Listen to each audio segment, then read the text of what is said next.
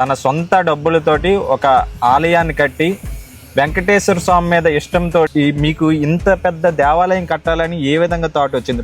మంచి వయసు 28-20 ప్రజలు అన్నవాడు ఎన్టీ రామారావు లారీతో బియ్యం పంపిస్తాడు, ఫీల్డ్ వంట చేసి పెడుతున్నాడు. 1980వ సంవత్సరం నుండి సేవా దృక్పథం అంటే అప్పట్లో కూడా ఎంతో మందికి అన్నం పెట్టేవారు. అందరూ అనుకుంటున్నారు మా అమ్మ అంటే ఎవరు, మా అమ్మ చెప్తే వింటాను, మా అమ్మ చెప్తే చేస్తాను అని అంటారు. నీకు 96 అయితే నువ్వు ఎలా మాట్లాడి తెలియదు.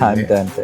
అసలు ఏంటి ట్రాక్టర్ మీద మీరు చేస్తున్నారు కదా, ట్రాక్టర్ మీద మీ ప్రయాణం అంతన్నా?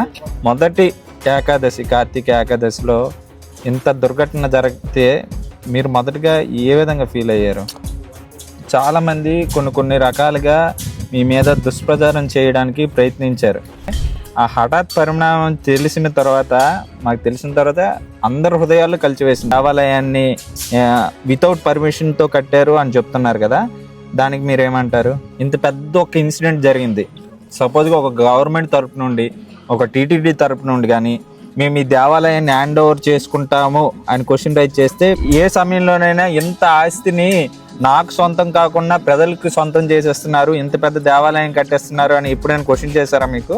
నా తాతలు ఆస్తిది, నా తండ్రిది, నేను ధర్మ కార్యాలు చేస్తాను. భక్తుల్లో అందరిలో కూడా ఒక క్వశ్చన్ అన్నమాట, మీకు ఫైనాన్షియల్ సపోర్ట్ ఏ విధంగా వస్తుంది అని.